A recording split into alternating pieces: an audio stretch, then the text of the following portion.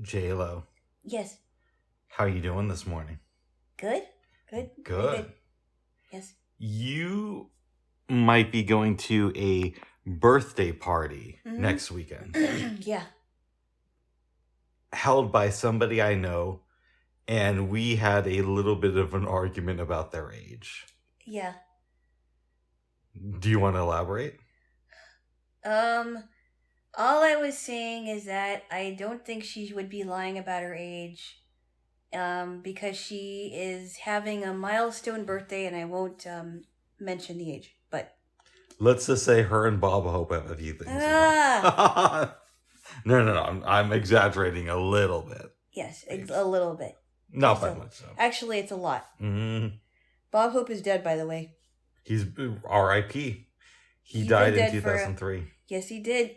I always thought, babe, so maybe this is just like a dumb thought. Yeah. You know, like how rappers take on monikers? Right. Maybe you could have like an ex-drug addict who calls himself Bob Dope. Because like dope is also a word that like signifies you know what you're doing, you're good at your job. Yeah. And we might have lost Bob Hope, but we could still have like Bob Dope on the mic. Oh my goodness. What do you think about that? That's stupid. It is stupid? Yeah. Okay. Not your best, No, I don't think so. Oh my goodness. Yeah, I don't think so. Yes. Yeah, he lived to be 100. Yeah, and he died like a month later, I want to say. It wasn't that long after. I don't remember how long it was. You know, I used to look at people who lived a long time like that's amazing. Yeah. But now with the state of affairs in our world, I don't know if that's such a good thing. I don't know if you really want a long life. I think if you can live a long life, I think that I think it's an accomplishment. But it also depends on who you are, because Bob Hope had a lot of money and access to things. So maybe in his case it's good. Yeah, but you know as well as I do that there are people that have a lot of money and they're just as miserable, if not more miserable, than the people that don't have a lot. That is true. So to say that, oh, this guy had it made or this girl had it made because she had everything, in other words, she had all the money, she had the good house, that doesn't mean that their life was all great. Then we come to a question. Yeah. If there is a loving God, why are so many people on this planet miserable? This is something I've been thinking a lot about recently. Well, I can only tell you what I know. Go ahead. I think a lot of their misery is because of their bad choices. I don't think it has anything to do with God making them miserable, because I don't think God would do that. But I think that a lot of the misery is on their own part. Nobody wants to be who they are. There are rich people who want to be poor. Mm-hmm. There are poor people who want to be rich. White people want to be black. Black people want to be light. Like, nobody has what they want, it seems like. Nobody? That's a general statement. Okay, I'm exaggerating a little bit, but not by much. No, you are exaggerating a lot. You do? Yeah. Think so? Nobody is kind of a general statement, because you're assuming that everybody isn't happy. Some of the poorest people are actually the happiest people. And you've known these folks.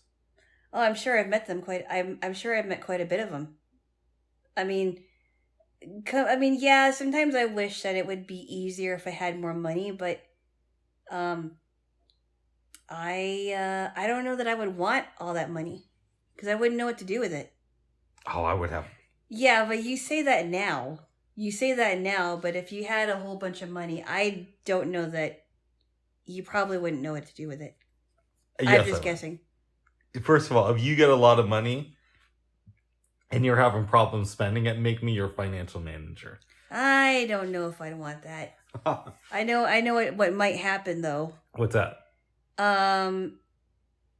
You may spend it on stuff that I wouldn't want. Oh. Extra devices. An unnecessary house with a sky roof. Yeah, why not? That's like a... If you don't know how to spend it, I do. Okay, what else? No, you know what it is, babes? What is it? I'm starting to feel like our world is faker and faker with everything. Because it feels like no politician really knows what they're doing. Feels like nobody's really that happy. Now, maybe I'm just being pessimistic, Rick. Yes, you are. Okay. You're very pessimistic. It's kind of dragging. And it's feeling like the trains no longer run on time. So, what are we doing here, babes?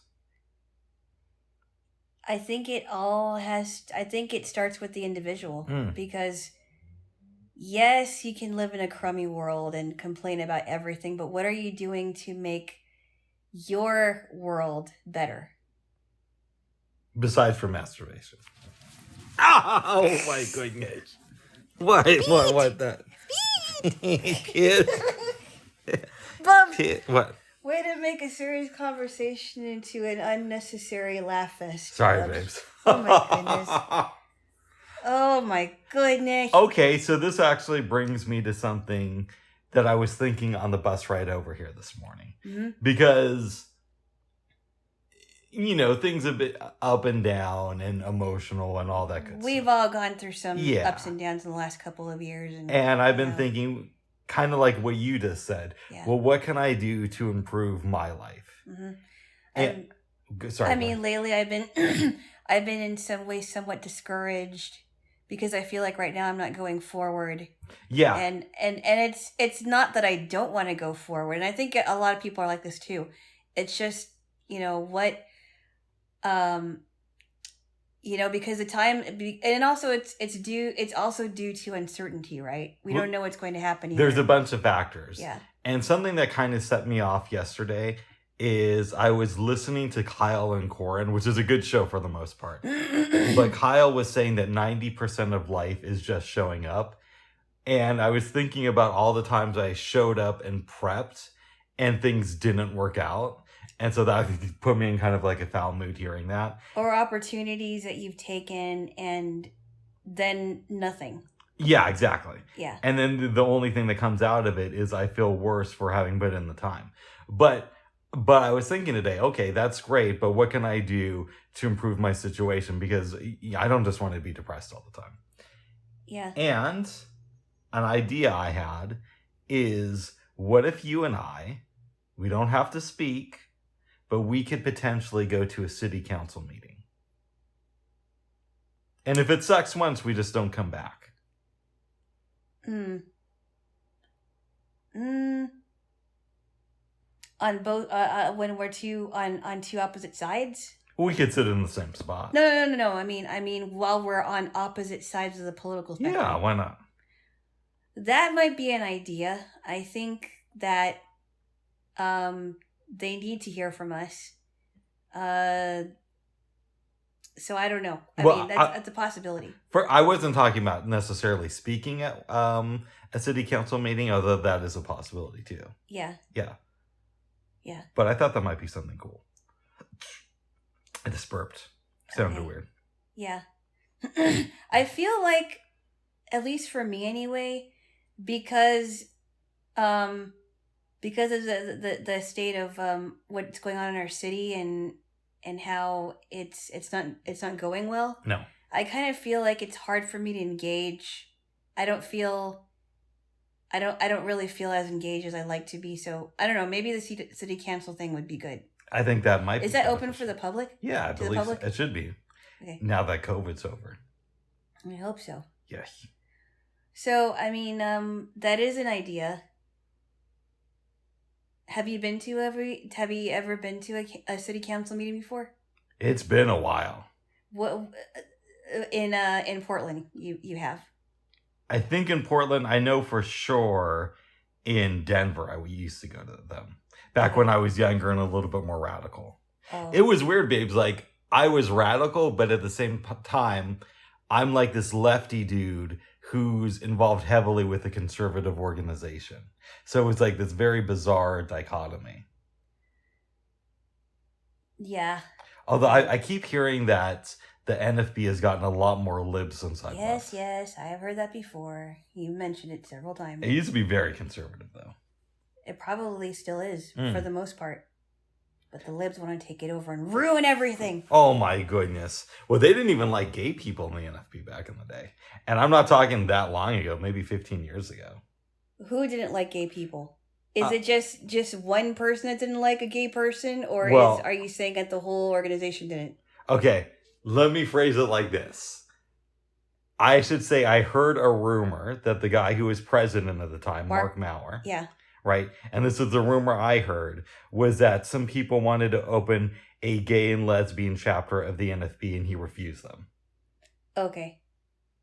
Which is pretty significant. Well, I mean, I don't know. I mean, people have their own opinions and I'm not in the organization, so I could really care less about what anybody does. Yeah. I'm not in any organization, so I could really care less about what blind organizations do, so I don't care. I was having this thought in my mind, babes. Yeah. Who do I despise more? Liberal apologists or conservative apologists? And I don't know, but it's close. It's definitely something that I need to ponder more. I think there's a lot of...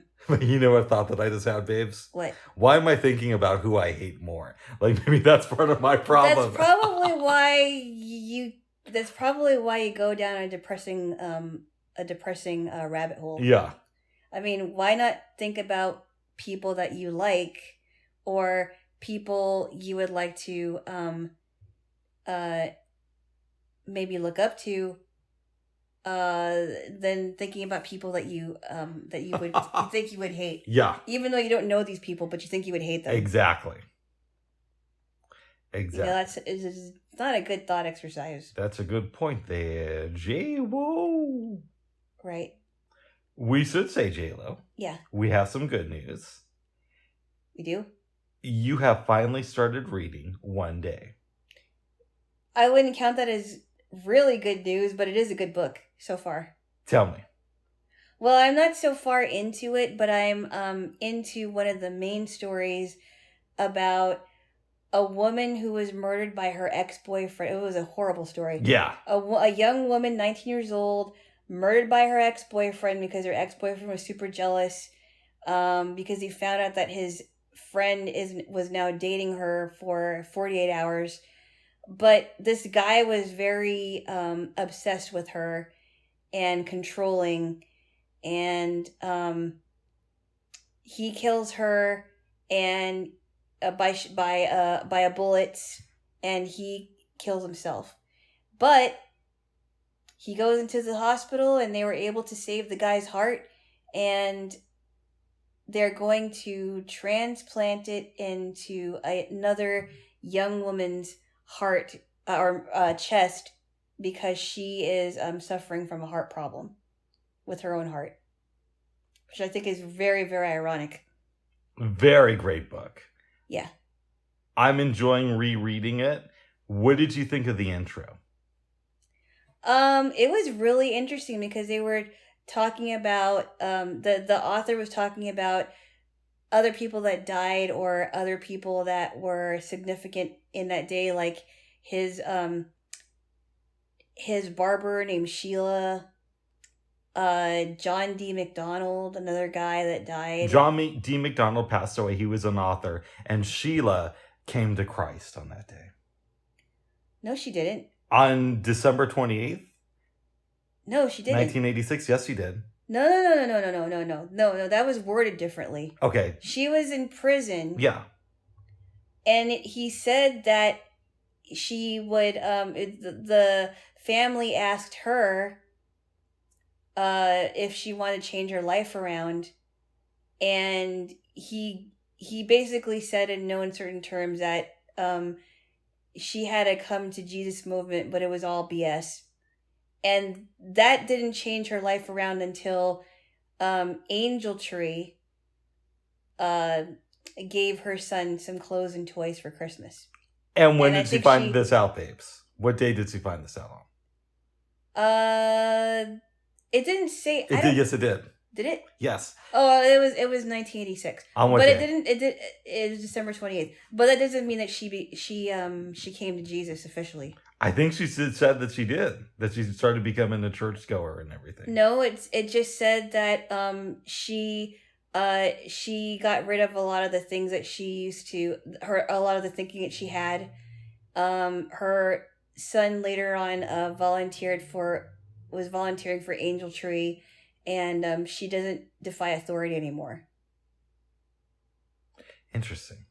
Yeah. See, I interpreted that as she's now a follower of Jesus. It didn't say that. Okay, but that was my take on it. Okay, but that's not what it said. Okay, I don't even know if she was or not. I don't know. Maybe she is, but it did not strike me as that's something she actually did. I would like to read a follow-up to One Day. There's one. What's that? Is there one? No, but I'm just saying where you have like different stories from different days from other years. I think that would be so fascinating. I know. That would be cool. This book is such a cool concept. Yeah, and to think that they thought, oh, this is the worst day of the week to do a story on. It's the worst day ever. Mm-hmm. The news stories don't report on Sundays. It's like you only hear about it on Monday. No, you have newspapers on Sunday. No, I mean like you don't get the big news until Monday. Usually, yes. Usually. And I think that's why some people some things happen on Friday so they can get the story on Monday. Yeah. But Sunday it's like, well, I can kind of understand where Gene Weingarten and Tom Schroeder were thinking, maybe this isn't a good idea. Yeah. Maybe this is not a good idea. But meanwhile, it's a great book. Yes, it is. I can't wait until you get deeper into this thing. Oh, yeah, I can't wait either. There's a lot of interesting stories. I know, and even the first ones that they mentioned, because they didn't go far into it, I'm hoping that they mention them again and go back to it. You're going to have to see there, Jaylo. Yeah. So, babes. Yeah. You think I'm depressed? Mm-hmm. I read a book about Clara Bow, who used to be a silent film star. This lady had it rough. I know. It sounds like she had some major, major issues. The book is called Running Wild, and it came out in 1988. Yeah. So a little bit after December 28th, 1986. Yeah. But not too long. No, just a couple years. A little over a year. Oh, whatever. Yes. I do math. A little over a year. What? What? Yeah. It's almost 2 years, okay? Oh. Give a girl a break, won't you? Okay. She had, Clara Bow had this really rough upbringing. Oh, yeah. So her mom, I believe, was a schizophrenic, even though they didn't properly diagnose it back then. Yeah. The mom gives birth to the first daughter and just throws the body in the trash. Wow. This is probably around 1900. Wow. Even back then, yeah. Yeah. She has a second daughter and that kid's stillborn too. She gives birth, I want to say, in front of her sister for the third time. It was either the sister or the mom. Yeah. And they thought that Clara Bow was born dead, but then the other relative starts shaking her and she comes to life.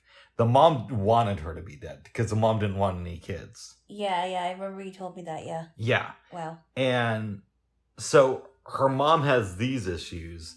The dad has some sort of weird mental stuff going on too. And he has the mind of his mind isn't quite there. Exactly. Yeah. They go through life. They move around a lot. Clara has one friend growing up. And he defends her a lot. They're super close. Mm-hmm. And then when he's 9 years old, he dies in a fire. Oh, wow. The friend. The friend, okay. Mm-hmm. Yeah. Clara wants to get into acting. Uh-huh. She really wants to be a movie star. And this is when films were brand new. Right. 1912, somewhere around there. Wow, yeah. And she tells her mom this, and the mom says, I would rather you become a hooker than a movie star. Wow. So Clara gets a little bit older. She never gives up on the dream. A teacher notices how passionate Clara is when she talks about this and says, okay, I'm going to cast you in a school play. Mm-hmm. Gives Clara the lines to memorize. She's at home practicing, and the mom comes up behind her and just says, I could kill you whenever I want, and nobody would care. Wow. She finds out what Clara's doing and takes her out of school, and they move away to the other side of town. So she never gets into the play? Nope. Wow. Eventually, she beats the odds and becomes a silent film star. And she's working for Paramount. And that by this time, she's out of her mom's house? Yes. Okay. But she still has her dad in her life. Yeah. And there's some craziness with this, too, because Clara has a live-in boyfriend, which was... it was more taboo back then. It was more taboo back then, but they didn't really report it. Yeah. But the dad comes to live with them, and the dad does some crazy things. So, for example, one night he goes out for ice cream, comes back a couple of hours later with some lady, and he says, we just got married. Wow. So now Clara has to deal with stuff like that happening. Wow. She's also really into guys. Uh-huh. She causes all these controversies. At one point, she has to go into the hospital, and her and this medical student basically get enthralled in a romance. Oh, wow. But he's already married. Uh-oh. So the studio has to pay his wife off so it doesn't turn up in the papers. Oh. And Paramount was already screwing her out of money anyway. Because she was this big star and she was making $500 a week. Yeah, it's a lot back then, yeah. But even compared to other movie stars, she wasn't making that much money. Wow. Maybe it was $6,000. At one point it was really low, and then they raised it to $6,000. Uh-huh. But they pay off the lady, and eventually Clara gets it into her mind that she has to find out what happened to this money. Yeah. One of the reasons is because that money was going to go to her had she had no controversies by the end of her contract. Yeah. Tracks down the lady in Texas. Uh-huh. She reports it. There's scandals over that. Mm-hmm. Clara finds a man that she wants to marry. Uh-huh. And by this time, she had already met an assistant who's kind of cleaning up her affairs. Uh-huh. But they accuse the assistant of stealing from her. Uh-oh. So there's a trial over that. Wow. And the assistant gets convicted of 1 count of fraud. And it's pretty suspect, too. Whether she really did it. There's a good argument to be made that she's guilty by the letter of the law, but not the spirit of the law. Right? One of those things. What do you mean by that? Well, there's the idea of the letter of the law is you set this is a stone, this is what the law says, and you stick by it. Yeah. The spirit of the law says, okay, you're supposed to, but in most instances, there's a gray area. Okay. Yeah. And we'll get to gray areas later when we talk about guns. Oh, my goodness. I really don't want to talk about that. Uh-oh. We've gone on and on and on and on about it. But that wasn't... Well, that was recorded, but we didn't talk That about was recorded. It's not here, though. I know. We don't have to record that. Oh, my goodness. Something big happened this week, Jaylo, but we'll get to it soon. Don't you worry there, little Jaylo. Oh. Oh. You know what you could do, babes? What? You could plug your ears while I give my take. Mm-hmm. In any event, the assistant goes to jail for 18 months. Clara gets married, only makes a couple more films, starts a family, and the husband ends up running for, I want to say, either governor or senator of Nevada. Becomes very respected. They move Clara's father in with them. Yeah. And he likes one of her sons because the son looks like her. Yeah. But he hates the one who looks like the dad. Oh, wow. So he's mentally torturing that one kid. Oh. One day, Clara calls them both of them to the living room. Her son is 12. The dad's 72. Yeah. She gives them both boxing gloves and says, go at it. Wow. And the son beats the shit out of the grandfather. So messed up. It's messed up. It really is messed up. Not the way you used to necessarily handle things. No, that's definitely a dysfunctional family. She ends up going to this medical facility. And even though it's the 1940s, they're very advanced for their time. They diagnose her with schizophrenia. She doesn't want to believe it. Yeah. Moves back to LA into a small apartment. Without her, is she divorced from her husband? They're separated. Okay. They're, and they never get divorced. Yeah. he dies before she does and leaves everything to the kids and his mistress. Wow. Oh, that's right. I remember you mentioning that. Yeah, but she had made some good investments, so she was all right financially. And then she died in 1965. That's a horrible, horrible life. Yeah. That's really rough. I heard she had so you told me she had a rough life. I also heard that Doris Day's life wasn't very good either. Oh, it's actually funny you mentioned Doris Day. She's talked about in the book. Oh, really? Because the same doctor who diagnosed Clara Bow with schizophrenia also gave that diagnosis to Doris Day around the same time. And she had schizophrenia. That's what they claim in the book. Wow. Or rather, that's how I remember reading it. Wow. Yeah. Yeah, because I heard Doris Day's life wasn't exactly a bed of roses. No. Yeah. No. Let's get back to the idea of death. Uh-oh. If somebody struggles with schizophrenia, is it a good thing if they have a long life for them and the people around them? I really don't know how to answer that. Again, I think it goes back to the individual, right? Yeah. I don't know. I really can't answer that, really, because I can't relate to schizophrenia because I've never had it.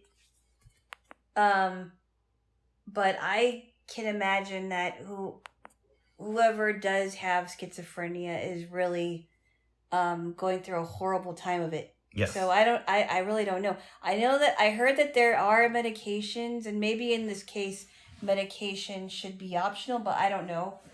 I'm gonna lie down. There are medications that can help with the symptoms of schizophrenia. Yeah. So I don't know. I can't tell you. Oh. Yeah. This book was super interesting. I liked it a lot. Wow. And afterwards, I went on YouTube. Yeah. And found a video that says the only color footage of Clara Bow. Uh-huh. And it's silent, and it was from some tests she did in the 1920s. Uh-huh. Which is interesting that they had like some color footage stuff back then, but they didn't make a full-length color movie until like 1939. Right. They did some Technicolor stuff, but it was mainly like short films. Wow. And you don't hear her speak. It's just these images of her. And she just looked like a normal lady. She didn't look like anything special. Yeah. But also... she wasn't like really glamorous or anything. Yeah, this was also just like a screen test. And, you know, it was the 1920s, so our vision of beauty was a lot different. So she was no Grace Kelly? No. Okay. No. Okay. Or she wasn't Lauren Bacall. But she was also alive before Grace Kelly became a thing. Very true. Yes. Yeah. So that was an interesting book there, Jaylo. And what did she die of? I think it was technically heart failure. Oh. Yeah. Yeah, I mean, that would make sense if she had a rough life and a mentally unstable father and a very sick mom. Yep. I mean, yeah. She threw her own daughter away in the trash there. Jaylo. 2 of them. 2 babies. Yep. Right in the trash can there. Jaylo. That's terrible. That's terrible, babes. That is terrible. Yes. I mean, you may not think it is, but I do. I think it's terrible, babes, even though you don't. I never said that. I just kissed your hand. I know. I know. Okay. Jaylo. Yes. Tell me what you know about Richard Bachman. Richard Bachman? Yeah. Who's that? He is fake. I don't know anything about Richard Bachman. He is a character made up by Stephen King in the 1970s because King was writing a couple books a year at that time, and his publishers thought that he was going to dilute the market. So he came up with the name Richard Bachman to write books under. Oh, interesting. And the first book he published is Richard Bachman, I believe, is called Rage. Okay. Which I read this week. And you said you liked it. Oh, but you said there were some weird things. It's very disturbing. It's basically the story of a kid who takes a gun to school. It sounds very intense, though. Yeah, which we have no experience in the modern age. And he kills a couple of his teachers, takes his classroom hostage, and they begin telling these embarrassing stories about themselves. Wow. Near the end of the book, they rape a class member of theirs. Who rapes a class member? Pretty much the entire class. Why? Because they think that he's suppressing a lot of stuff. So they rape him? Yes. They rape the guy that's holding them hostage? No, they rape somebody else. That's insane. It is a little bit crazy. Everybody? That's what it sounded like in the book. Whoa. Okay. And I like Stephen King, but sometimes he'll do this thing to where he tries to wrap everything up in a nice bow. Yeah. So, and he does that with the ending. Like, you totally think that the main character is going to die, but he ends up going to a juvenile prison. Oh. Okay. So and people were like saying this was like a great experience in my life. Well, wait a minute though. What about the rest of the kids who raped that one person? They didn't go to prison. They didn't? No. Okay. Yeah, it sounds like a really disturbing book. It is. Yeah. I finish it. I turn on NPR News. No. I did, but that's not the order of events. I did listen to NPR News, but then later on that night, I think I see a video from TYT about a school shooting in Texas. Mm-hmm. And this is where things get a little bit cray. Not because it happened the same time that I was reading Rage, but just about how bizarre people have been handling this incident.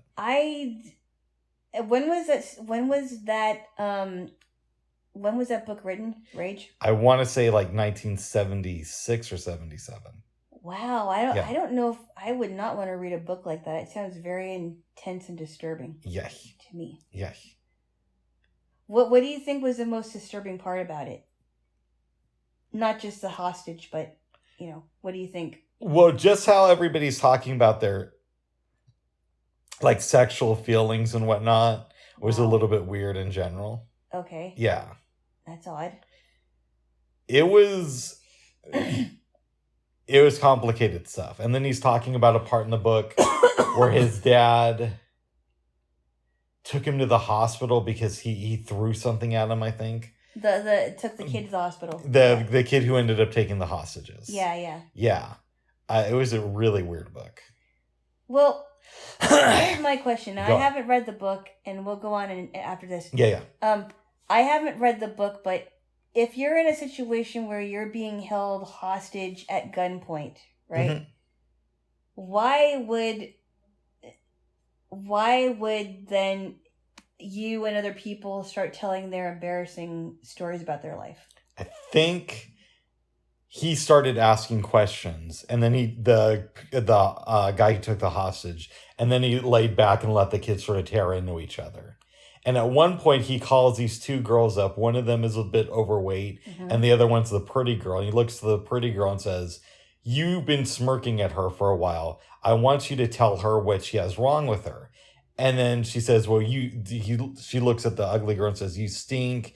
You don't know how to dress right. Nobody likes you. You don't have any friends.'" Mm-hmm. Then he tells the overweight girl, "All right, you have permission to slap her." Wow. And then he tells the overweight girl, "Okay, respond to her." And then she starts talking about how she doesn't have any friends and all. It's a really weird book. I did like it, though. Yeah, it sounds really disturbing. Yeah. Okay. Yes. Very good there, Jaylo. Very good. Yeah. Okay. Let's get into the controversial portion of this. Do we have to? We can make it quick. Okay. Because everybody's been hearing about this like every single day since it happened on Tuesday. I'm against defund the police. Yeah. I'm one of the few libs who says that from the beginning, and you know this. It's not like I'm just saying this now. Right. I thought it was a very bad idea. And you remember me saying that. Yes, and I'm glad you said it because I thought it was a very bad idea when all this started happening.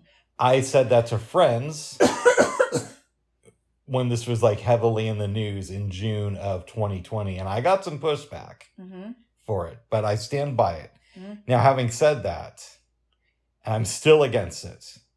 But I think if somebody wanted to make an argument for defund the police and why our police system doesn't work right, you could use what happened in Texas this week as a good example of that, because of the way the piss poor job the police did this week. Oh boy, are we gonna hear a Rick tirade again? Well, they've changed their story a bunch of times about what happened, and now they're saying that they were there. Now, because there's been so much footage of it, they've pretty much admitted they were there for an hour before they went to the school. At first, they were saying 20 minutes. There were reports that they knew that this guy was a threat like 12 minutes before he even entered the school. Well, I think also what's really disturbing is because we found out what he put on social media. Yeah. Why didn't anybody do something about it when they found that on social media? Yeah. Because I think that, and the same thing happened with Nicholas Cruz in Parkland, Florida. Mm-hmm. The same thing happened, and they knew that he was going to do something, and he's been reported over and over again. I mean, people actually did something to report this guy. He was reported over and over again, and nothing was done about it. And clearly, he had some mental issues as much as Salvador Ramos did. And it kind of feels like the elite in this country, on both sides, not just one side, are fine living in a country where kids get shot up in schools. Like it feels like it's more than they're fine. They literally just don't care about it, other than a photo op. You know, like you would agree that it does seem like that. I think the establishment, if you want to separate the elitists from the non-elitists, the establishment for sure are just sitting on their hands. Absolutely. But it's the people that are on both sides are just like, what is going on here? Why, how come we don't know the whole story yet? And why wasn't this taken care of before anything could have happened? As far as, I think there was one point where he was taken to the nurse's office at school for a psychiatric evaluation. I don't think he should have been let back in class. No. I think that they should have done a psych evaluation, and they should have said, because it was like, I think when it happened, it was the day after graduation, and he was, I found out that he had a bad truancy record. Oh, I didn't know. I don't know much about the shooter, to be honest. Oh, I've been finding stuff out. He had a bad truancy record. He didn't have any records, like any records as far as like being arrested or anything. But clearly this guy was mentally disturbed. And it was already too late after he shot the grandma. And then before he knew it, he was at his former elementary school. So we're finding out a little bit more about him as I've been listening on. And, yeah, I just, I think when you see something on social media, hopefully, schools take notice and do something about it instead of waiting. It at least it seems like they're waiting. They're like the cops are waiting. Yeah, it's kind of like bullying, right? Mm-hmm. There are schools that are intolerant of bullying, but there are schools that won't do anything about bullying. Exactly. Until somebody ends up bullying somebody to death or somebody commits suicide because of bullying. And it's not just in-person bullying, but cyberbullying. Because I've heard a lot of horror stories about teenagers being cyberbullied into suicide. Yeah. Horrible things. So a lot of things have to happen with policies, the changing of policies, a lot of factors that we don't really need to go into because there's so many. Yeah. Could we at least agree that there should be, if somebody has a mental illness, they shouldn't allow to have access to a firearm? They should not. Okay. No, I've especially if they're going to put something on Instagram that would imply or even state that they're going to shoot something. Yeah. Somebody. Yeah. And I think maybe this is a step too far, but could we agree that in this situation, it may be a little bit too... We may not just want to rush and say that the cops are heroes in this case. Because really, they are kind of the bad guys too. Well, I don't know. In this scenario. I'm not going to make any blanket statements right now because we don't even know the whole story yet. Yeah, but there are videos of them like pepper spraying parents before. I thought it was really disturbing to see that parents were being held back from trying to find their kids. Yeah. And they can't, these kids are not able to drive out of the school. They're young, second to fourth graders. And they should not have to feel unsafe in their own school. And not only that, they're being held back and the police are not even going in at the time. It's very disturbing. So we don't even know about how that came about. And the police's stories keep changing as information comes out. So they're hiding something. I don't know. I'm not going to make any general statements because I don't even know. Uh-oh. It's easy to say that the cops are bad, but we don't even know the whole story. That's all I'm saying. That's fair. I would say part of the reason there's this confusion is because they've made it that way. So like when the sheriff gave a press conference right after it, he said that there was somebody like a school guard in the school at the time. And it came out later that there was no school guard at that school. So they're definitely doing some shady stuff in this case. At least that's what it looks like to good old Rick. But somebody who has come out in favor of them is Joe Biden, which is another reason not to vote for him. But you're not a Joe Biden fan, and neither am I, so no. We have that in common. Okay. We have that in common. In common. I might have to vote for Trump in 2024. Ugh. It could do you some good, Bubs. You might as well open up your mind a little bit. It's open. I mean, really. What? Do you honestly? I mean, if you didn't have a choice in the matter of as to what to watch. Yeah. For example, if you were in a place where the people that you were with or what have you blocked all the liberal outlets. Yeah.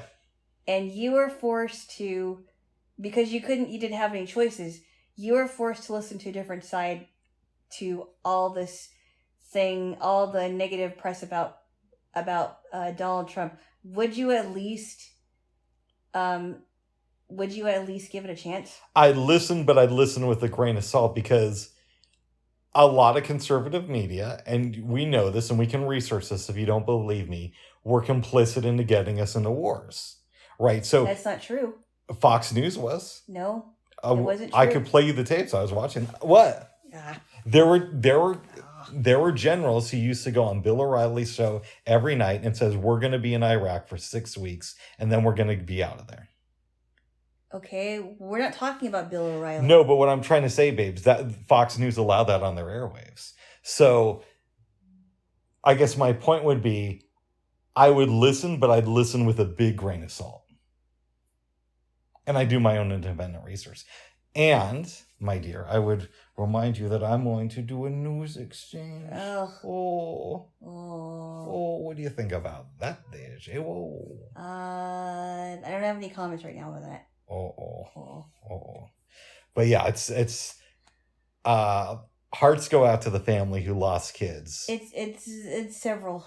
But I've even heard about some of them this week, and it's really heartbreaking. Like the guy whose wife died, and then he had a heart attack, and his family, and he died. The teacher. Yeah, and the husband had a heart attack and died, and the family said because he was so stressed out by this. That's horrible. Hearts go out to them, and at the same time, politicians have been saying thoughts and prayers for decades now, and that hasn't helped. Yeah, but let me ask you a question, though. Why do we have to depend on the government for everything? Because why do we have to depend on politicians to do our dirty work? Because they have to make regulations.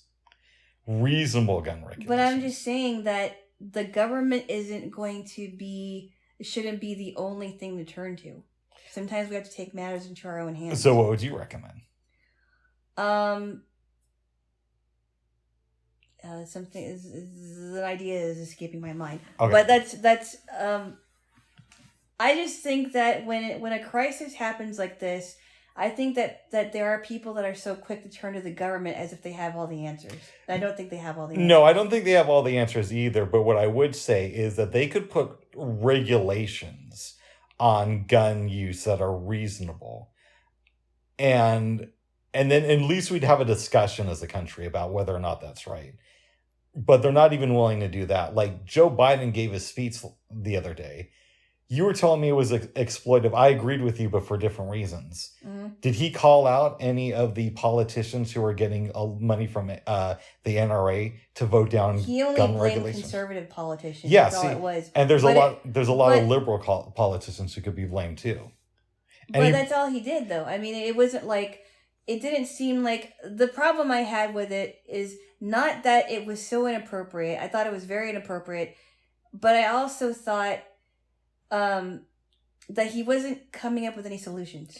He wasn't proposing any solutions. He was just yelling at the screen or yelling at the teleprompter, because he doesn't even know what to do. He doesn't want to do anything. He doesn't want to do anything.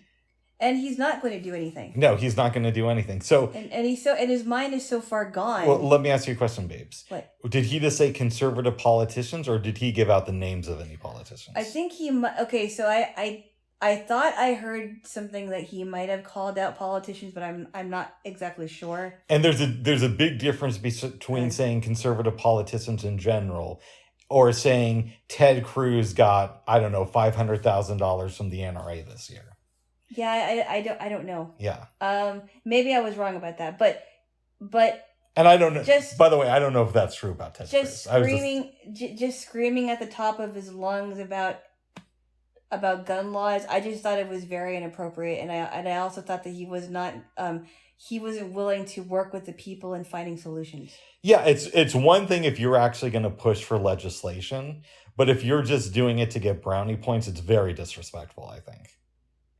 Yeah. So if he introduced legislation that was reasonable today or like the next day, then maybe that would have been a good speech. I just think that if he was going to be a good leader, which he's so far gone, I don't think it's ever going to happen. Yeah. But if he was ever going to exercise good leadership, what he would have, what he could have done is to say something like, if anybody has any solutions, I'm willing to talk to both sides of the aisles. Or I'm willing to have a town hall meeting and talk to the people and ask them what they think we should do. Oh, I don't think that's far enough at all. Because I mean, that's an idea. That's an idea, but that was an idea that should have been done by Clinton in like 98. What Joe Biden should do if he was serious, not only would he call out the politicians on both sides who get donations from the NRA, but he would also introduce legislation. And he would have done that earlier in his presidency because this has been a problem. That's what he would have done if he was serious. But he's not serious about this because the truth of the matter is he doesn't care. And neither do most politicians on both sides. But the government in general, at least the ones in the government that are elitist won't care. That's true. And that's what I mean. Why do we have to turn to the government for everything? Why do we have to turn to the government about guns? Why do we have to turn to the government about what, I just think that I'll tell you why. There's a lot of government involvement. I'll tell you why. Because the government makes the laws, and they can make it harder for people like this to get guns. They work for us. We don't work for them, bubs. I know, and what I'm saying is they can make it harder for people like this to get guns in the future. That's why people turn to the government. I don't think you get my point. What's that? I'm saying they work for us. So you're saying we vote them out of office? Yes. Oh, I'm totally for that. Yeah, we have to, because they work for us. If they're not doing what we want them to do, they're not doing their jobs. Oh, yeah, like, I'm upset that the Republicans are going to gain a lot of power in November, but at the same time, it's because the Democrats aren't for the people. I would agree with you on that. They're going so far downhill. Yeah. They don't they're the demographic that they are that is their audience. They're not even relating to them anymore. They're not connecting with them anymore. And a lot of Democrats that have been Democrats have left the party. Yeah, like I mean, what has Biden done for progressives in this country? Nothing. He hasn't done anything for anybody. He hasn't done anything for anybody except maybe his donors. And even the progressives themselves are saying, why did I vote for this idiot? I mean, maybe they didn't say it that way, but they're... I've said it that way. I've said it a lot harsher than that. I know. Yes. But it's like, but they're wondering, well, I mean, is this the best we can find? Yeah, and that's the thing that's been kind of getting to me, not just this week, but this week it's come to the surface a lot more, is we're told we live in the best country in the world, and yet these are our political leaders. But here's the thing that really isn't, I thought about this, right? I don't know how our parents, how it was for our parents' generation, for how the Democratic Party was, but from what I understand, Republicans may not have disagreed with Democrats, but I heard back then that Democrats were at least for free speech. And they were, in some ways, in some things, they had some things in common with Republicans, but now it's so far, we're so far divided. Well, I'm going to tell you something that you don't like. There's something that Democrats and Republicans have in common that is very infuriating today. And that is that both parties take money from corrupt corporations. Now, the NRA is easy to pick on, so let's not go with them. How many politicians do you think get money from Amazon for their campaigns? Or get money from Raytheon? Or, any number of companies you want to name, or Starbucks, or Facebook. And the older I get, the more I've really been starting to think about a big problem is corruption, which is obviously because of money in politics. So I don't like both sides anymore. I mean, again, there are certain exceptions, right? So I do like Bernie. I do like Cory Bush. And I think that lady who just got elected here in Oregon, what is her name? Jamie McLeod Skinner. She seems like she could be good. Who's Jamie McLeod Skinner? She beat Kirk Schroeder. Is it Kirk Schroeder? I hope I'm getting that. Where was this? Was this in the Senate or where was this? This was in Congress here in Oregon. This was like a week and a half ago, and she seems like she's like really gonna fight for people. And we need fighters. I don't know, Bubs. They say that, but I know that's why I said it seems like. Because, Because a lot of the people that say that they're fighters who don't show that they're fighters are honestly fighting for themselves. I know, like AOC has been a huge disappointment recently. She's been a disappointment for a long time. You know what really upset me with her, babes? Yeah, I can tell you a whole bunch of stuff that would have upset me. I'm just going to give you one. Okay. She endorses Nina Turner in Ohio. I'm a Nina Turner fan. So you think, well, why would that upset Rick if she endorsed a candidate that Rick likes? Okay. Here's why are you talking in the third person? I don't know. Rick does that sometimes. Here's why it upset me that she endorsed Nina Turner. Okay. She did it 12 hours before the primaries, before voting day. Yeah. So she did it at a time when Nina Turner couldn't raise any money off of the fact that AOC supported her. She couldn't really run ads on it. AOC made a safe endorsement by backing a progressive at the very last minute. Where she'd done it a couple weeks before and maybe done some campaign rallies, maybe Nina Turner would have won in Ohio.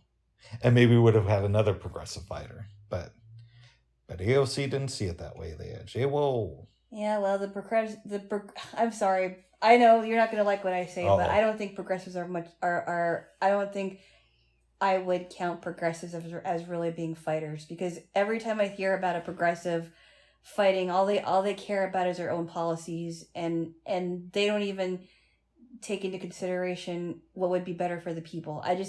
Every time I hear about that, it really makes me sick. Okay, but that's with all politicians. Not all of them.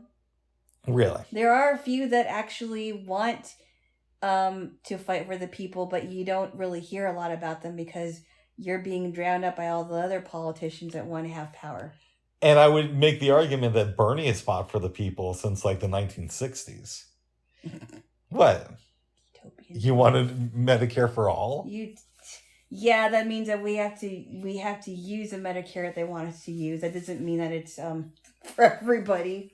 Oh my goodness. He wanted to get rid of college debt. That's a good thing. Yeah, the low-income people are paying for it. What else? Well, the low-income people are paying for it now, babes. Why not at least get rid of it? The average taxpayer is going to pay for it, so it's not going to be the rich people paying for it. It's everybody else who's going to pay for it. But he also wanted to tax the rich more. That's not going to work. But at least you try, though. Uh-huh. Why not try It's not going to work, Bubs. I don't think it's going to work. Yeah, but if you try, why not at least try something? I mean, this system isn't working. Why not at least try? And that's the other thing, too. People always talk about the good old days of the 1950s, and they don't talk about the fact that the rich people paid a lot more in taxes back then, as far as percentage of income goes. Now, I believe on paper it was supposed to be 90%, but when you get into the specifics, it was more like 70% of their income that rich people paid in taxes back in the 50s. And I would wonder what this country would look like today if we had the same system, where the rich people paid like 70% of their income in tax. But I don't know, babes. Well, I don't know either about your Bubs. I heard people say, babes, and I think this is true of a lot of Americans, is that the big reason that poor people don't want the rich to be taxed is they think that one day they're going to be rich too. I don't know if that's true, Bubs. Oh, but you don't think we should tax the rich? Well, I just don't think it's the...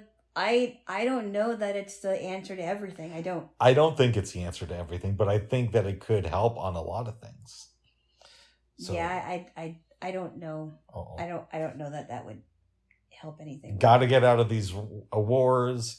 Got to do gun reform. Got to do healthcare reform, and got to tax the rich. Those are my 3 things, babes. That's 4. Oh, yeah, we got to teach math to these kids, babes. No, that's you. Bubs, you're supposed to be good at math, but you can't. I am. You said 3. It's 4. I wanted to see if you were listening, Jaylo. I was. I counted 4. I'm glad you did, babes. That was a test and you passed it. So, come on, vote for me for president. We'll fight for this stuff. No. Oh, my goodness. Okay. No.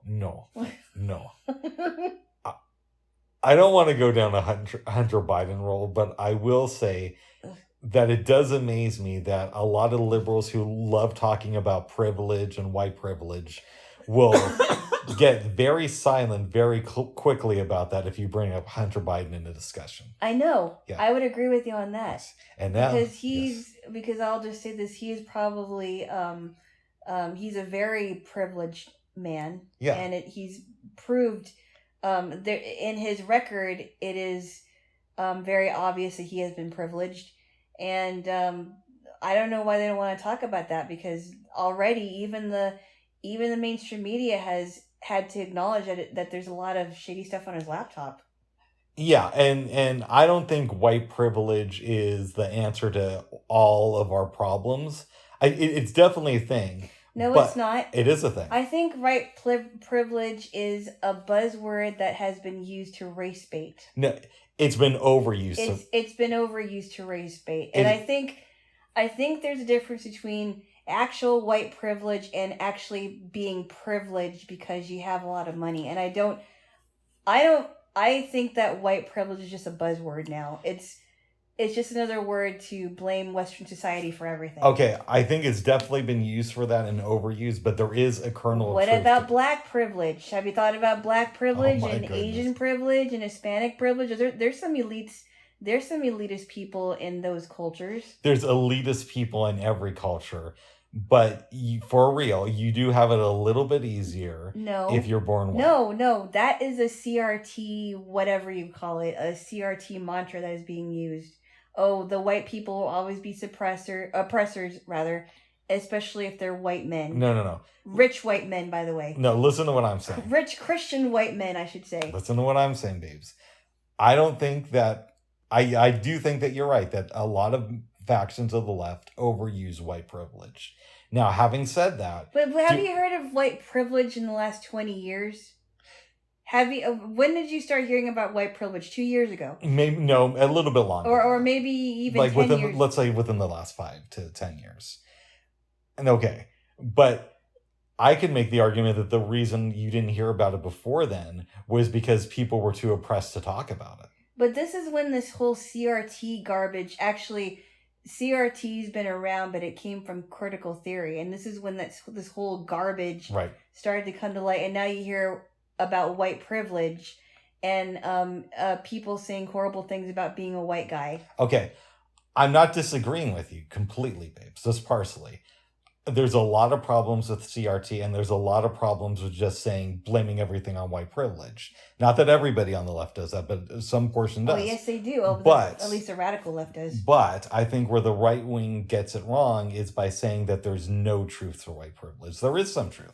No, it's not completely true, but there's a kernel of truth there. But wait a second though. Yeah. Wait a second. By hanging on this white privilege nonsense, it's almost like the people that are and a lot of times it's white people are saying this. That is true. Not white women. Yeah, white women. Basically, they're turning on their own kind. And for you as a white man, I don't know why that I get the feeling that you are not outraged about it. I'm not. I think. Listen, do I think that that's good? No, and I don't like turning on your own kind. But I hear what you're saying. I don't think that it's necessarily good, but I think it's an overreaction to something that's been suppressed for a while, and you have to let these things play out. Yeah, but what about? And here's a question I was thinking about. Go ahead. What about now? You've got black people, and not every black person is like this. You've had black people for a while. Wait. Sorry, go ahead.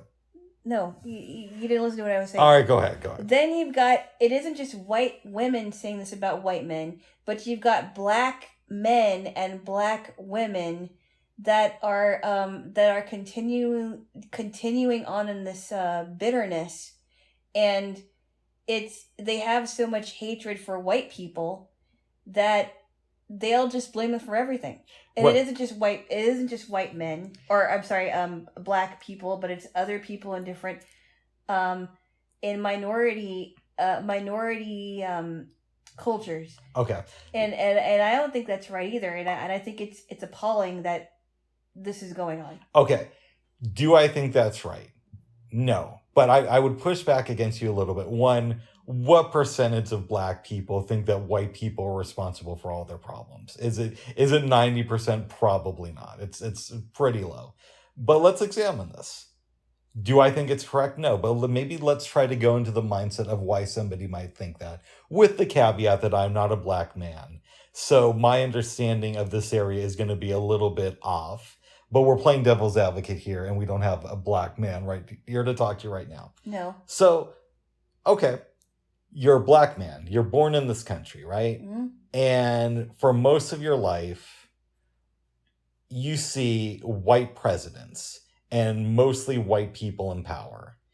You get one black president, and a lot of people push back against Obama, not because of his policies, which were bad, but because they didn't think that he was a real American. You have that. You have issues with police. But it has nothing to do with race. But you want to... It's nothing to do with race. No, but you want to know why some black people might feel a certain way. And I don't know for certain, but I'm trying to give you based on the information that I have available to me, right?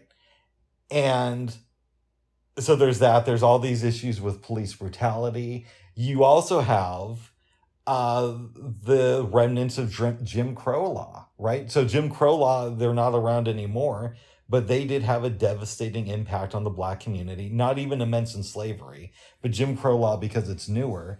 And because if you're a black man in America, you could easily know people who suffered from Jim Crow law. And if you're old enough, you could have suffered from it yourself.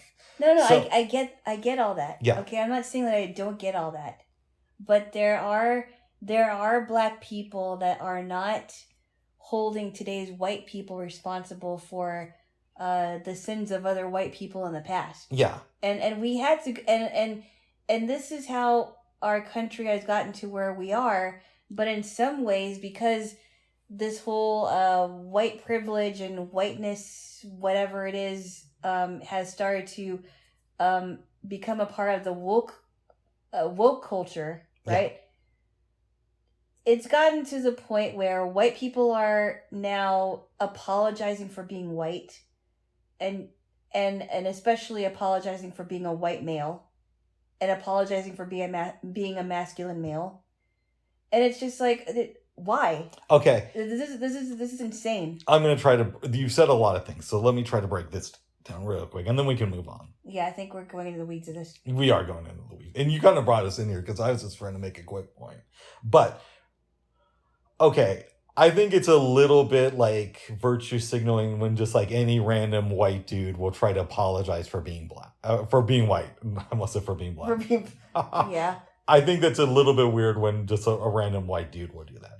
Now, having said that, this is where we get into white privilege. Because while I don't think you should apologize for being a white man, I do think that sometimes you could take things for granted that if you're black or a woman or a black woman, you wouldn't have the ability to take for granted. So like, let's take when I was born, we had only had white presidents, right? Mm-hmm.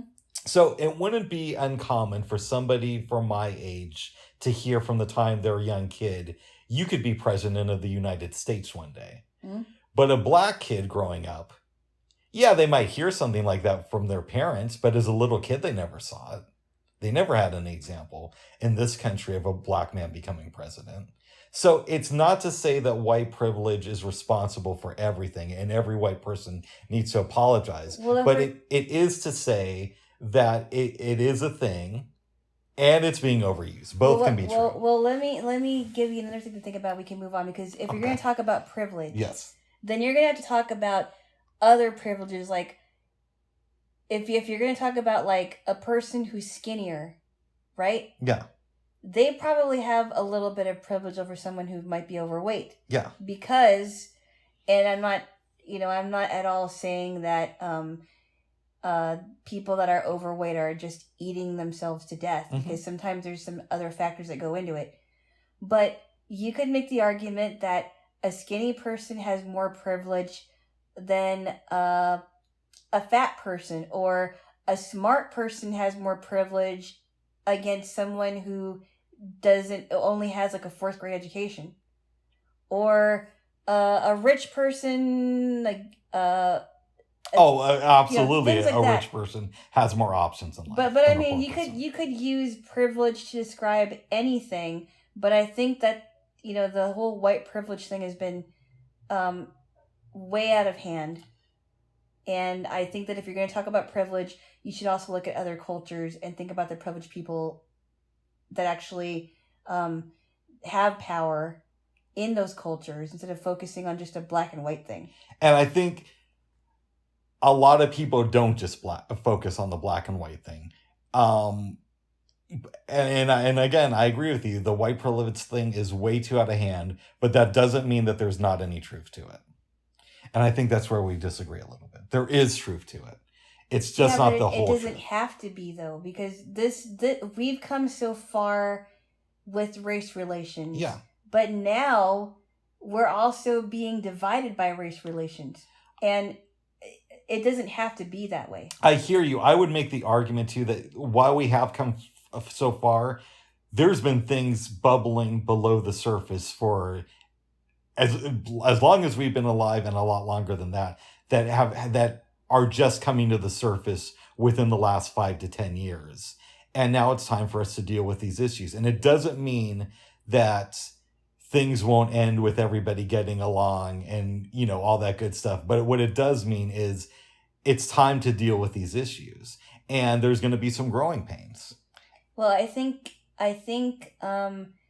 if you take all the groups out of it, I think what needs to start, what needs to happen with every individual is to, it really has to start within the heart of a person. Yeah. Because if you got hatred in your heart, then of course you're going to show hatred to people that you don't like or people that you don't know. because you don't want to know them. I agree with you, but I'm just going to give you a little bit of pushback, and then we're going to move on. Yeah. The way I think you're saying that is you're kind of implying that it starts in the hatred of the hearts of Black people. No. Okay. No, I meant everybody. Okay, because that also means that I've got to open up my heart too to people who think that I'm privileged because I'm white. And opening your heart up means that they may actually make a good point. So that's something to consider. Now, let me tell you something about Unity Babes. Uh-oh. You're going to feel a way about this. Oh. I don't know if I've told you this story. Uh-oh. In 1999, yeah. I'm at MLC, very liberal hippie school here in Portland. Yeah. And I was taking a coughing/film class. Sorry. That's okay. I had to cough. Okay. I was taking a film class. And this was back in the day when Rick was a teenager and Rick used to smoke weed before going to school. Okay? So you weren't paying attention during this class? I was, and I'm going to tell you a story. And this was around May of 99. Go to class, and we watched the Spike Lee movie, Do the Right Thing. It was a really good movie. And there's a lot of talk about racial tensions in the film. I won't ruin it for you because you haven't seen it. Yeah. So we're given an assignment. Go in these groups and talk about, well, how would you solve racial tensions? And it's me, some person I don't remember, and a friend of mine who is Black. And I'm saying that I don't like it when white people say, "Oh, my Black friend." I don't like it either. But I'm saying it because we're talking about race relations, right? And I gave a suggestion that my friend who is Black liked, and gave it to the teacher, and the teacher liked. Yeah. And my suggestion was, what do Black people and white people like? With some exceptions. Smoking weed. And so maybe in communities that doesn't surprise me since you were at a hippie school where there's like a big tension between Blacks and whites and Puerto Ricans, we should get around and have like a huge smoke out. My friend who is Black liked this, told it to the teacher. The teacher thought it was great. So maybe we should pass the peace pipe. No, Bubs, no. I don't personally do that thing anymore. But maybe Alana does. Stop. You bad boy, bud. I'm good boy, babes. I'm good boy, babes. No, now give me a kiss. Boy. No. Because you just started to tickle more. No. So you want a kiss? Or you want to have a tickle more? The choice is yours. Okay. All right, give me a kiss. Oh my goodness. Oh my goodness. Do you feel better, babes? About what? After our discussion. I feel like a lot better since we started doing this. Because when we started, I was kind of like feeling like Eeyore a little bit. And now I feel a lot more loose. I feel a little bit better because I did get a lot off my chest. Good. In a civil way. Yes. And no matter what side of the political aisle we're on, we can both believe that Joe Biden is a horrible leader. Everybody can bond over that. Yes, I think that is definitely something to bond over. Yes. Like, at least there's some people who like Trump, even if I'm not one of them. But Joe Biden is just like, ugh. Anyways. I know. Let's talk, now that we're done talking about politics, let's talk about a politician. God. Yes. Okay. Yeah. Like, a little over a year ago, maybe a year and a half ago, I started reading the Robert A. Caro 4-part biography on Lyndon Baines Johnson. Now, there's supposed to be a volume 5 that's going to come out. Yeah. But Robert A. Caro is like, I think 88 years old. And so I don't know if this book is ever coming out. Yeah, I mean, if he's alive in the next 10 years. Yeah. But he is getting older, it sounds like. And then maybe he'll release it and say to himself, well, what if there's more to this story? That's why those authors that are holding out on writing sequels to their great books, they better write it now because they're not guaranteed tomorrow. Yeah. We're also talking to you, Mark Lewison. They're not guaranteed tomorrow, Bubs. No, they're not. Yeah. You might as well write it down while you still can. Mark Lewison, pay attention. Exactly. Anyways, so I read the first 2 books and I started Master of the Senate, the 3rd book, a while ago. but it was when I was starting to have problems with Bard. Oh, okay. And so I finally returned to it this week, but I went from the beginning. Yeah. It's a really interesting book. I'm at the point to where Leland Oles, who is kind of a consumer advocate who worked in the government. Yeah. Lyndon Johnson just worked to make sure that he wasn't confirmed for a third term.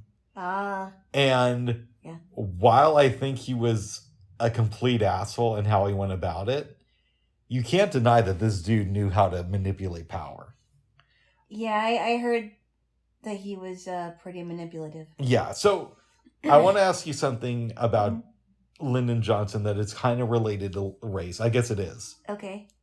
Lyndon Johnson, from what I can tell, was a complete racist. Uh-huh. And I don't know much about that part of him, but I've heard about it. And yet, he passed some of the most powerful legislation for race relations that this country has ever seen. Huh. So what does that say about somebody's ability to compartmentalize? I don't know. It sounds very confusing to me. Yeah. Why would you do that? Have good legislation on race relations, but you're a racist yourself. I don't get it. Great legislation on civil rights, but yet behind the scenes was racist.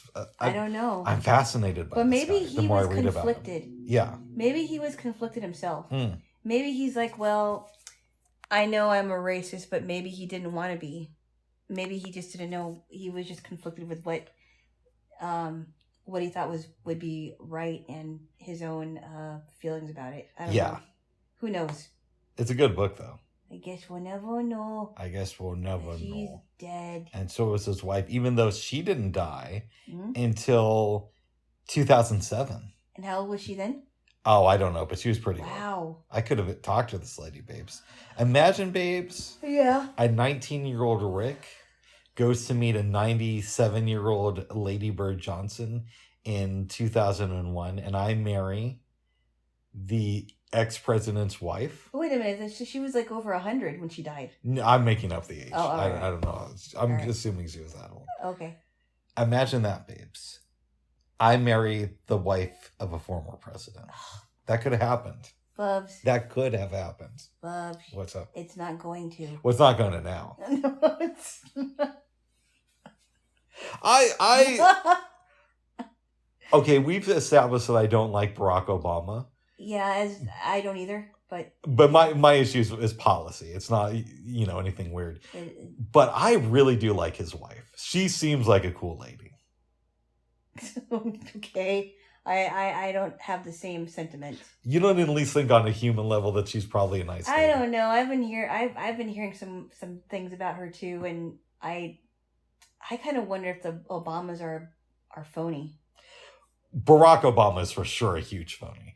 But I think Michelle seems like a genuine person. And what do I know? I'm not... But the other thing I like about them too, babes? And then we're going to move off of politics. I know I promised. I know you did. But... let's take Bill and Hillary Clinton. Ugh. You get the sense that their marriage is for convenience. But when possibly, yes. Okay. When I look at the Obamas, and who knows what goes on behind closed doors. Yeah. And I'm sure they have their issues as a couple. But I do get the sense that they actually love each other and are actually like a team when it comes to their marriage. Like, I don't get the sense that they're faking their love. Maybe not. I don't know. I mean, I've been hearing some not so great things about her and him. So I don't know. It could just be what we only see in the media and whatever it is. Sure, it could just be that. But even the greatest of couples behind closed doors, you have no idea what's going on. Listen, I'm sure that they struggle in their marriage like everybody. And I'm sure that there's times where they've yelled at each other and both of them have said things that they regret saying. Mm-hmm. But if we're talking like a day-to-day thing, I get the sense that they actually... he lies a lot about a lot of stuff, but I get the sense that they actually do have a happy marriage. Why did I... Oh, yeah. So I would marry... I could have married Lady Bird Johnson. And out of all the current ex-first ladies who are still alive, I would marry Michelle Obama if they ever got divorced. Okay. And assuming she would have me, I might not be cool enough for her. Oh. Yeah. Or you'd marry somebody named Gertrude. Who's Gertrude? I don't know. Oh, she has to become the next president. The person that would be my Oh yeah. That's after you die, babes. Well, yeah. Supposing I die after before you. Yeah. Which I don't know. You told me that you want to die before me. I never said that. Yeah, because you don't want to be in charge of like my. No, but I'm just saying you should have a backup in case I end up dying before you, and in case I'm still in your life. Oh. I'm just saying, Bubs. Okay. I'm just saying. I'll look into that there, Jaylo. I'm just saying, Bubs. I mean, if we end up marrying each other and you end up being a widower. Yeah. You gotta pick somebody as a backup in case I don't survive. Oh. In case I die before you. I know. Which could very well happen, but I don't know. I think I'm gonna die before you do, and I hope I die when I'm around you, so you don't have to wait. What? Hey. What? That's no way. Oh, okay. I hope I die when I'm not around you, so you can wonder what happened for a long time. No, I don't want to wonder. Well, then what do you want? Ugh. That's why I want to die when I'm around you. I'll be good dying boy. Buzz, can we talk about something else? I'll be GDB, good dying boy. All right. I'm going to bring up another book that I read this week. Okay. On the same day as Rage, yeah, I read Gerald's Game. Oh my goodness. This was a freaking... I don't swear in front of Yes, Jaylo. you do. Yeah, you did it in the last recording, Buzz. All right. I'm going to swear then. This is a fucking crazy book. What's that for? Hey, you were fine the first time. What? What? One day we're going to explore why swearing makes you so upset. It's not today. All right, stop. That is not today. We're going to... No, we're not today. They are just words. Okay, but let's get back to this book. This book is cray. It sounded really disturbing when you were talking to me about that in private. And I'm like, what? You read that? Okay, basic premise is this girl goes up to like a cabin in the woods with her man, Gerald. Her husband. Yeah, and he's a lawyer. He's like 46, he's 39, and he's into bondage. She's really not. Sick already. Yeah. It's what somebody's into. I know, but it is. Anyways, Gerald handcuffs his wife to the bed and he starts to rape her. She kicks him just as he's having a heart attack and Gerald dies. Oh. Whilst he's handcuffed to the bed out in the middle of nowhere. That's horrible. And at one point a dog comes into their house and starts eating Gerald. Oh. And she has to figure out how to escape. Uh-oh. It's good. But it's creepy too. It sounds creepy with that dog. I mean, that dog just happens to go into their cabin and start eating his remains. Yeah. And she leaves him there while the dog is having a good time with the body. Well, she has to first figure out how to get out. Yeah. Because he's chained to the bed. Right, yeah. So, good book there. Jaylo. How does she get out? I don't want to ruin it for her. Oh, man. Yeah. But we got other books to read. We're going to read a Stephen King book after one day. Yes. My favorite King book. Controversial choice. 11/22/63. Is it controversial because of what it seems like it would be related to? Oh, no. I think it's controversial because most people would say The Stand is his best book. Oh, okay. Or Carrie. I heard The Stand was long. I read The Stand. It's good, but it does drag on in parts. It's worth reading, though. Did he, now, I never seen The Green Mile. I heard it was a good movie. Yeah, it is a good movie. Did you read the book? No, but I keep telling myself I'm going to. I've heard the book's just as good as the movie, if not better. Oh, wow. Yeah. Okay. I did like the film, though. I'm glad that his book's just a mixture of scary things, because I know every time I hear about Stephen King, it's always like scary stuff. Mm-hmm. But I'm glad that it's also a mixture of other things. Yeah, and there are things that he does that I don't always like. And some of his books I just think are trash, too. But he has some masterpieces. I remember that there was like a mini series that I think I only saw part of it, and it was a a Stephen King miniseries called Kingdom Hospital. Interesting. Have you heard of it? No. Okay. I only saw parts of it and I thought it was strange, but... Nice. Well, good for him there. Jaylo. Yes. Yes. Well, babes. Yeah? Should we wrap this up? Then do you want to watch The Wire? What are you thinking? Okay. Okay. I'll get into something heavy and gritty again. Okay. Not that I'm excited about it. Yeah, I thought you were. I mean, okay, I guess I should explain that. I hope I'm not like Gerald, just like tying you up to the bed and making you watch TV shows. Well, sometimes it feels kind of like that, but not really. Go ahead, explain. No, I mean, I like it, but I'm not like, it's such a guy show. It's like, I don't know, it's all the stuff that, I don't know, it's just, I mean, I like it, but it's like I'm not in love with it, if that okay, makes sense. But we're going to give it to the end of the first season, right? All right. And I personally think that the first season of The Wire still is the best first season of any show I've ever seen. Okay. Yes. I'm glad you're going to give it a chance. And we're almost done with the first season, too. Really? Yeah. How many episodes do we have? I think we have like 4 more. Oh, wow. We could technically binge watch it today. No. Or we could watch one episode and then have a read now. What? Bubs. What? Oh, my God. What are you thinking, babes? Why don't we focus on the one episode? Oh, okay. I'm not a binge watcher. No, that's fair. I can watch like a few episodes and after that I'm like, I'll watch it later. No, that's fair. We'll watch an episode of The Wire, though. Okay. Well, give me a kiss, babes. Okay. Okay.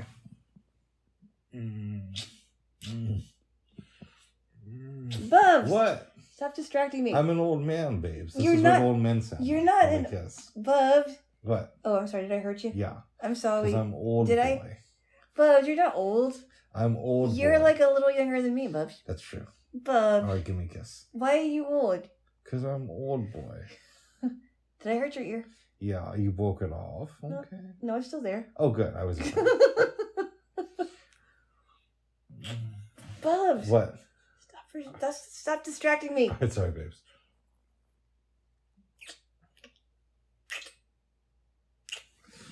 All right, babes. Goodness. This is a weird episode. That's okay. We went through the gamut of the emotions. We started off depressed and ended up happy. Yes. We ended up kissing now. Bye-bye. Ended up kissing there. Gee. Oh, the other thing I read this week real quick. Okay. Was part of a book called, I want to say it's called The Philosophy of Death, but I may be getting that wrong. And it's different essays about death. And the first one was this guy, and I'm not going to read the rest of the book because there's some issues with it, but I like the first essay about this guy whose house had mold. Ooh. And he started going through the process of death. Mm-hmm. So it's basically him discussing that process, which is pretty interesting. But he didn't die of mold. No, but he came very close. Wow. Yeah. I forgot to mention my dream because we usually talk about dreams at the end of this. Yeah. I had a very weird dream the other day. It was close to the time that I got up for the day, and I had this dream that I got on this bus and I was picked up from a location. I got on this bus and I was waiting for you to get on the bus. Thank you. And I was sitting down. I didn't know all these people. I think they were all sighted. And I was waiting for you. Then all of a sudden the door closes and we started moving. And I'm calling you. I called you at the location. And I'm calling you as we get to the park because we were supposed to go to the park together.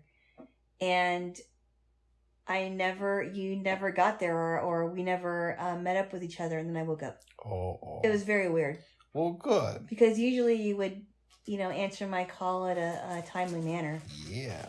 So, Well, good. But anyway, I wanted to mention that before we get off the air. Sounds good, babes. Okay. Bye. Bye-bye. Bye-bye. Bye-bye. Bye-bye.